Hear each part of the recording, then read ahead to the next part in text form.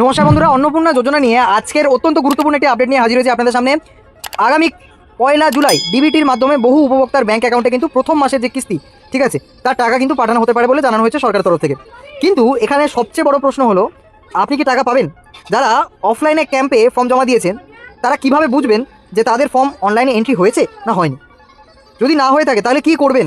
আর কিভাবে আপনারা বুঝবেন যে আপনাদের ভেরিফিকেশন কমপ্লিট হয়েছে কিনা? এই সমস্ত তথ্য কিন্তু জানিয়ে দেবো আজকের এই ভিডিওর মাধ্যমে। সুতরাং বন্ধুরা, ভিডিওটি একেবারে শেষ পর্যন্ত দেখবেন, কোনো তথ্য মিস করবেন না। আর বারবার করে বলবো বন্ধুরা, যদি না আপনারা এই চ্যানেলে একেবারে নতুন হয়ে থাকেন তাহলে অবশ্যই চ্যানেলটিকে সাবস্ক্রাইব করে বেল আইকনটা প্রেস করে রাখবেন, যাতে ফিউচারে নতুন নতুন চাকরির আপডেট সবার আগে আপনার কাছে পৌঁছে।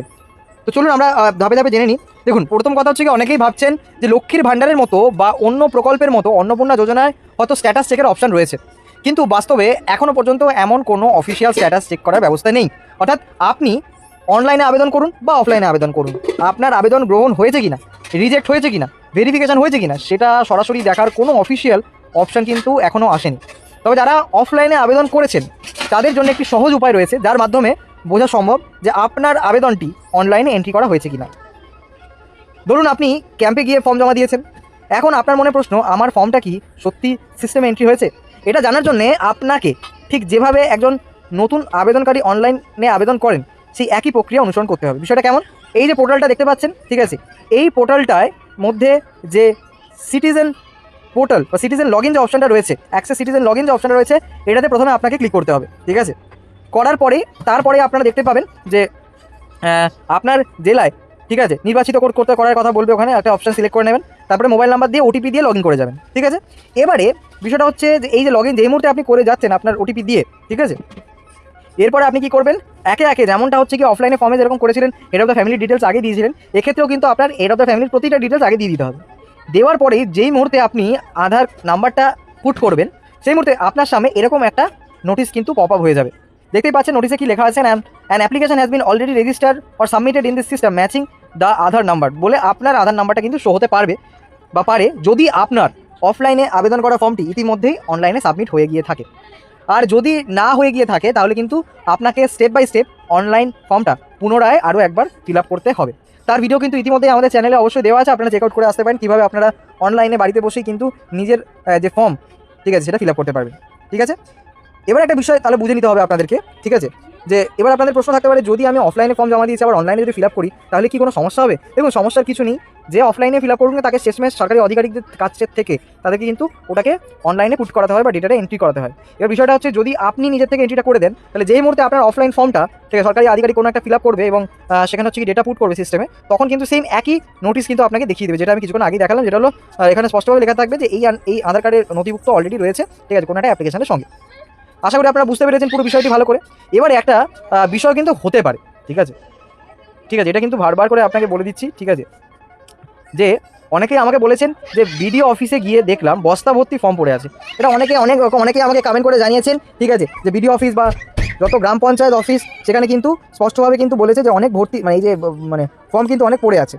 অনেকে পঞ্চায়েতে বলছে যে এখনও পর্যন্ত এন্ট্রি হয়নি। দেখুন, একটু বাস্তবিকভাবে জিনিসটা ভাবতে হবে, এটা কিন্তু কোনো খারাপ জিনিস বলবো না, ঠিক আছে। আপনার এলাকায় ধরুন হাজার হাজার মানুষ আবেদন করেছে, কিন্তু সরকারি অফিসের কর্মচারীর সংখ্যা কিন্তু সীমিত, অর্থাৎ লিমিটেড। তাই সবাই যে আবেদন জমা দেওয়া হয়েছে সেই দিনেই কিন্তু দিনের দিন ডেটা পুট করা সম্ভব নয়, ঠিক আছে।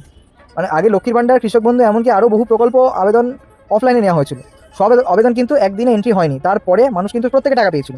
তাই শুধু বস্তাভর্তি ফর্ম দেখে আতঙ্কিত হওয়ার কোনো কারণ নেই। আপনার ফর্মটা সরকারি আধিকারিকরা কিন্তু, ঠিক আছে, একেবারে দারুণ রকমভাবে কিন্তু ওনারা হচ্ছে কি ফিল আপ করবেন, ঠিক আছে। এই ব্যাপারে আপনি সন্দেহ করবেন না, যদি না আপনার ফর্মটা কোনো ডাস্টবিনে বা কোনো ড্রেনে যদি পড়ে থাকতে না দেখেন। সচরাচর বিষয়টা হয় না, তাও আমি বলে রাখলাম এক্সট্রিম কেসে কথা, সেখানে বলছি যতক্ষণ পঞ্চায়েত বা বিডিও অফিসের মধ্যে আপনার ফর্মটি রয়েছে ততক্ষণ এটা নিরাপদ, এবং এইটুকু আপনি 100% ধরে নিতে পারেন যে আপনার যে ফর্মটা সেটা কিন্তু এন্ট্রি হওয়ার সম্ভাবনা চূড়ান্ত রয়েছে, ঠিক আছে।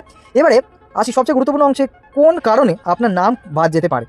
দেখুন, প্রথম কথা হচ্ছে কি, আপনার যে দুটো নথি চাওয়া হয়েছে, যে দুটো গুরুত্বপূর্ণ নথি চাওয়া হয়েছে, সেখানে যদি ইনফরমেশানে মিসম্যাচ হয় তাহলে কিন্তু আপনার নাম বাদ যেতে পারে। যেমন ধরুন যে আপনি আধার নম্বর ভুল দেন, তাহলে ভেরিফিকেশনের সময় সমস্যা হবে, সেক্ষেত্রে আপনার আবেদন বাতিল হয়ে যেতে পারে। দ্বিতীয়টা হচ্ছে, অনেকে একটা জিনিস ডাউট করছেন যে ভোটার কার্ড ইনফরমেশান ঠিক দিয়েছি, কিন্তু অ্যাসেম্বলি নাম্বারটা আর পার্ট নাম্বারটা ঠিকঠাক দিতে পারিনি, অনেকে আমাকে জানিয়েছেন। তো এক্ষেত্রে কিন্তু খুব একটা সমস্যা হওয়ার কথা নয় যতদূর আমার জানা, ঠিক আছে। আমার নলেজে এটুকু বলে যে শুধুমাত্র এপিক নাম্বার দিলে কিন্তু আপনার অ্যাসেম্বলি নাম্বার এবং আপনার পার্ট নাম্বার কিন্তু বেরিয়ে আসে, সে কারণে ওই ছোটো জিনিসটা নিয়ে হয়তো সরকার অতটা করবে না, কড়াকড়ি করবে না। তবে একটা বিষয় বলবো, যদি এমনটা হয়ে থাকে, যদি আপনার নলেজে এটা থেকে থাকে, তাহলে অবশ্যই করে কিন্তু আপনাদের ব্লক অফিস বা জেলা স্তরের অফিসে কিন্তু ভেরিফিকেশন করতে হবে, একবার গিয়ে যাচাই করতে হবে। প্রথমে আবেদন যাবে হচ্ছে কি মানে ব্লক অফিসে, ঠিক আছে, সেখান থেকে অধিকাংশ যাচাই সম্পূর্ণ হবে, তারপর জেলা পর্যায়ে অনুমোদন করা হবে, তারপরে বিডিও অফিসের ভূমিকা এখানে সবচেয়ে বেশি, ঠিক আছে।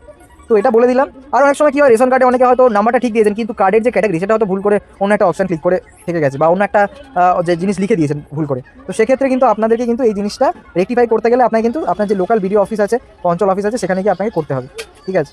এবারে কাদের হচ্ছে কি আবেদন বাতিল পড়বে সে নিয়ে কিন্তু একটা জিনিস সরকার স্পষ্ট জানিয়েছিল, ঠিক আছে, যেটা নিয়মেও ছিল যে ইনকাম ট্যাক্স যারা দেন, যারা ইনকাম ট্যাক্স পেয়ে আছে, তারা কিন্তু যদি আবেদন করেন, ঠিক আছে, তারা কিন্তু এই যে আর্থিক সুযোগ সুবিধা সেটা কিন্তু একেবারেই পাবেন না।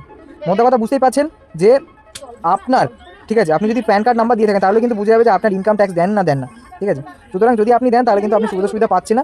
কিন্তু একটা জিনিস অনেকের ডাউট ছিল যে জমি বা পাকা বাড়ি বা 4 চাকা গাড়ি এই সমস্ত জিনিস থাকলে কি আর আবেদন গ্রহণ করা হবে না, বা আমরা কি আর্থিক সহায়তা পাবো না? দেখুন, এই বিষয়ে কিন্তু কোনো কড়া নির্দেশিকা জারি করেনি সরকার, শুধুমাত্র সিম্পল ইনফরমেশন পারপাসে জানতে চেয়েছে যে আপনার এগুলো আছে কি নেই। আশা করি আপনারা বুঝতে পেরেছেন।